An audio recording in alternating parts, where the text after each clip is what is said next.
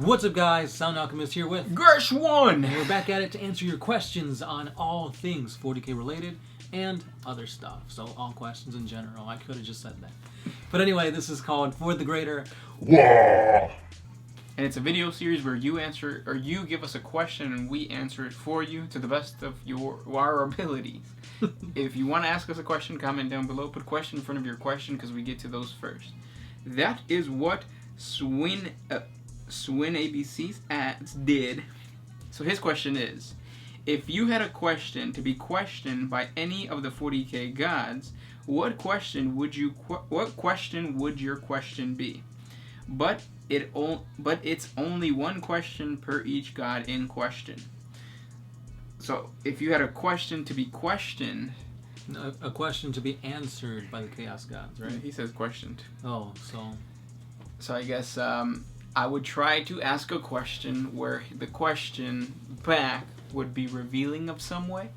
And the first person, the easiest person to talk about is Nurgle, because I would ask a question to find or to reveal the whereabouts of Isha. Because if you have Isha, you have the potential of reviving. If you don't know, Isha is the Eldar god of rebirth. And if you have that, you have the potential, if you have her, you have the potential of reviving the God Emperor. So I would ask Nurgle a question about Isha. What about Khorne? Or Tzeentch or Slaanesh? I would ask Khorne a question as to why so angry? Cause like, Why so serious? I was thinking that, but he's not really serious. He's more angry than. Well, that stems off the same thing. But anyway, because my thing with Khorne is, yeah, you gotta fight to be on top, but if you fight amongst other guys, isn't that really cutting your followers in half? So you got two armies of 500 and they fight, you know, wouldn't that make your followers less? And then Tzeentch, I would ask him or her a question regarding the Black Library, again, to find the whereabouts of this Black Library in the webway. Because if you find the Black Library, you find the answers to pretty much anything you seek. Right. Another good question would be a question regarding the Alpha Legion. Are they truly chaos, or are they still allied with the God Emperor? I feel like Tzeentch would know, just because Tzeentch is the one who deals with treachery and webs of lies and deceit, yeah. And that's what the Alpha Legion are. And finally, we come to everybody's favorite, Slaanesh. What question would you ask her? Does the carpet match the drapes? That's a good question. If you could ask a Chaos God any question, what question would that be? Don't label it as question, label it as answer so you don't confuse everything. But yeah, next question. This one's by Lee Bojarski. Can one of the lost Primarchs be a rogue trader that went into the unknown? No, because if you know the history of a rogue trader, the rogue trader usually gets their certificate of, or their ability to sell and buy and be a rogue trader from the God Emperor himself, given to a, somebody of honor or whatever. Mm-hmm. So if you have that certificate, that means that you have been in contact with the God Emperor. Now, if you are the God Emperor and you are in contact with your lost son, you wouldn't say, you know what, you're a rogue trader, not a Primarch. Yeah. Because what the purpose of a Primarch is to lead the Dark Crusades army, not to explore and be a rogue trader. Hope that makes sense. Next question comes from June Kude. Which is most cruel, brutal, Loyalist Space Marine chapter? By the way, my first name means son. You can use that for saying my name easily. June's? That didn't help. So which is the most cruel or brutal Loyalist chapter? I would have to say the Black Templars, because the Black Templars are extremely devout to the God Emperor, to the point where they will kill anybody who might question the God Emperor or the Imperial Creed. Yeah. What about you? What do you think? Definitely have to agree, because before I heard Loyalist, I was going to say easily the Word Bearers. Or, I'd go with yours. Because I was thinking, the ferocious space wolves, but they help humanity, so they're not all bad. Yep. Next question. Oh man, this is a hard one. This one's by All Might. Hamsters or guinea pigs? I've had hamsters before. I don't like either. I heard guinea pigs get really, really loud sometimes. Loud? Yeah, like they squeal. That's hence pig. The pig. Yeah. Hamsters. I would do a hamster, yeah, because I could forget to feed it and it's fine. It's fine. And I won't feel that bad. It photosynthesizes its own food. Next question comes from Bruno Rangel. When the Emperor reincarnates, will he get a power boost since he's been feeding on 1,000 psychers a day? No. He might get a power boost because of the belief in his godliness, but he's not going to get a boost in his power levels because of the sacrificing of psychers. You sacrifice the psychers to keep him alive or to feed the golden throne. Not to, like, it's not stored or anything like that. Next question. Eric Anderson. There's 2 S's there, so I don't know what to do. Is the Imperial Truth allowed within the Imperium in the 40K era? No. It's seen as blasphemy, it's seen as heresy, and you will be shot up. Blam. Kay asks, why is it so hard for the Imperium to know about Tyranid invasions? I'm not going to pronounce that. Okay. Imagine the loss of a communication with any city. Government would notice that. You would think. So why is it so hard for Imperium to know about Tyranid invasions? Because they happen really, really quick, and you got to remember that the only way to communicate through the Imperium is through telepathy. And Tyranids have this thing called Shadow the Warp, which stops all warp communications, etc. Yep, and by the time you know that you are infested by the Tyranids, it's too late. The Gene Stealer cult has spread throughout your entire civilization. Yeah. Usually it's like, hey, that guy's a little purple today. Oh, wait, he's a Gene Stealer. And then there's like a huge shadow, and you see hive ships coming. It's too late, man. Yep. This isn't a question, but this is pretty funny. As a One Mind Syndicate viewer, I consider it a privilege to die of liver cirrhosis while still in my late 20s. Oh, yeah. Because of the 40K. Because of the drinking game. Yeah.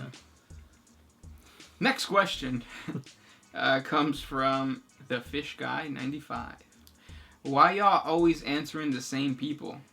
Second question. Well, so we're not. So what happens is that usually those people ask really good questions and they get upvoted and they get to the very top of the questions list. But I still scroll to the very bottom and answer those questions. Yeah. So, sorry?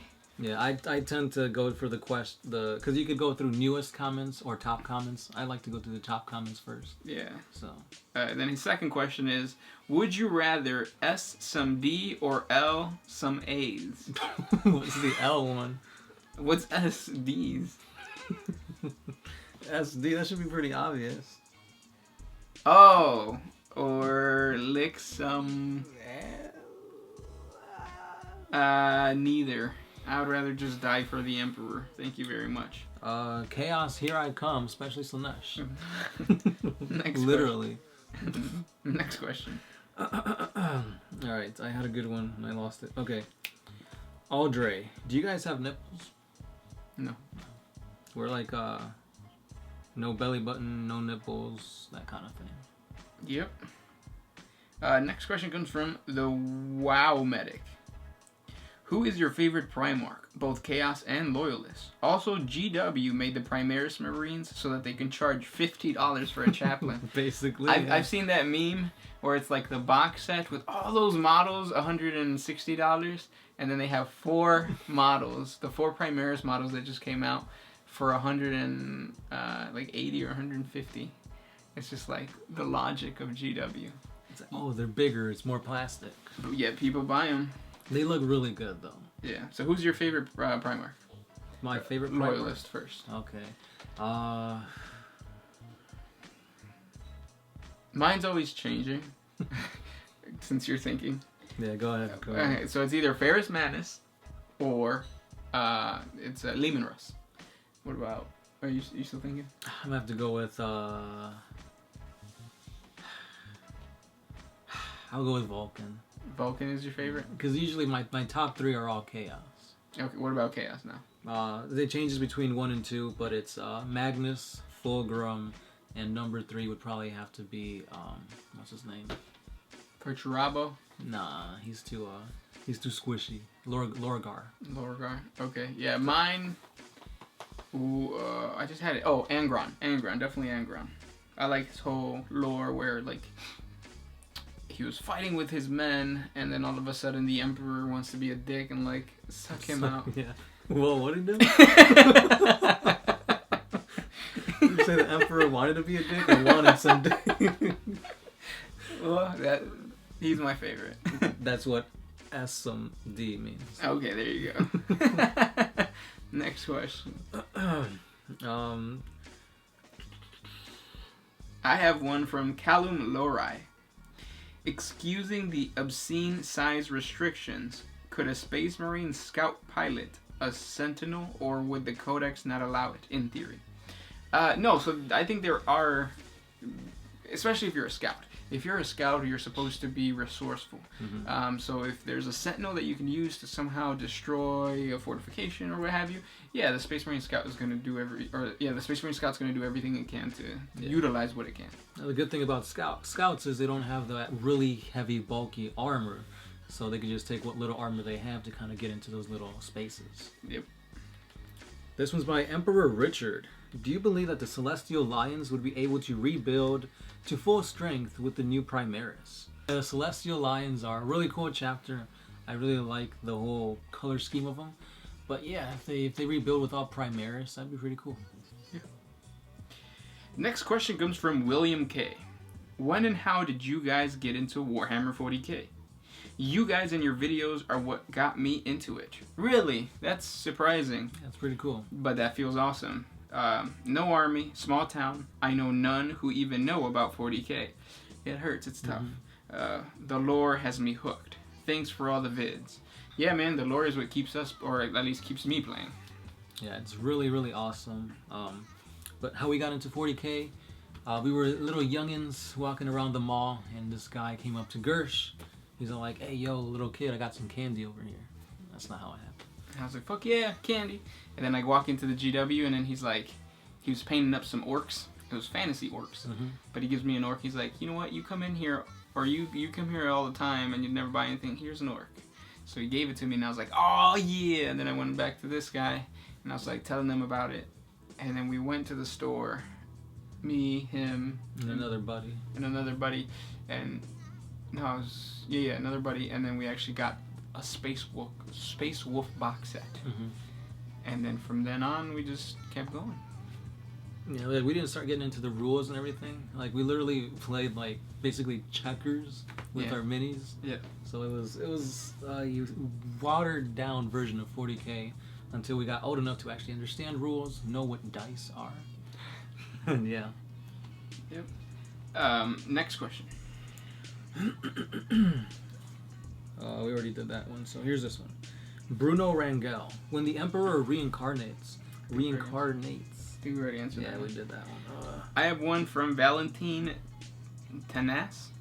Any good Alpha Legion books out there? Also, what are your favorite theories about it? I don't know too much about like the actual Black Library books, so if you are a viewer who reads the books, comment down below, let us know what's a good book for the Alpha Legion. And as far as what I think, or I think it's going to happen is, I think the Alpha Legion allowed the Emperor to survive because they saw something in the future that's going to allow them to, or allow the Emperor to like push back chaos or hurt chaos.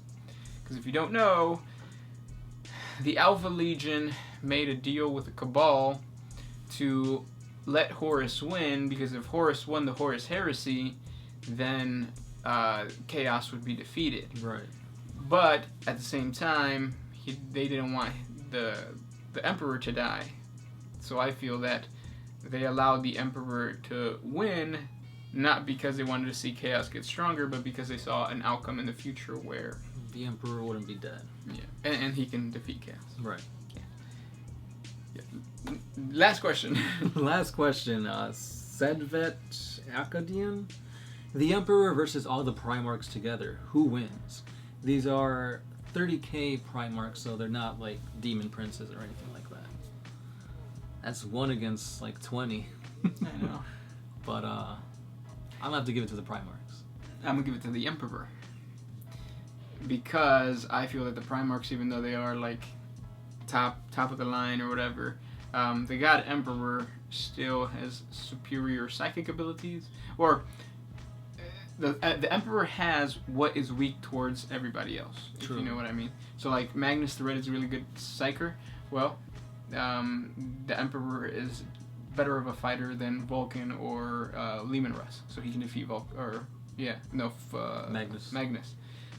If Leman Russ fights the Emperor hand to hand, he's a better psyker than even Fulgrim or than Magnus, so he'll defeat him. Right, but that's how my 1-1. You got 8 to 19 other dudes hitting them all at the same time. This is like a Jackie Chan movie where it's like one at a time coming at them. Everybody just like kind of circles around, and as they get knocked out, the other steps up. Yep, the other guys are like snapping. Yeah, but yeah. And those were the questions for this week. If you want to ask us more questions, comment down below. We do this 3 times a week, so if you didn't answer them, comment down below, and we'll get to it next time. We do have a Patreon, Instagram, Twitter, and Facebook, so hit us up on that. And that's all we got. This is Gersh1. Sound Alchemist, One Mind Syndicate, signing off.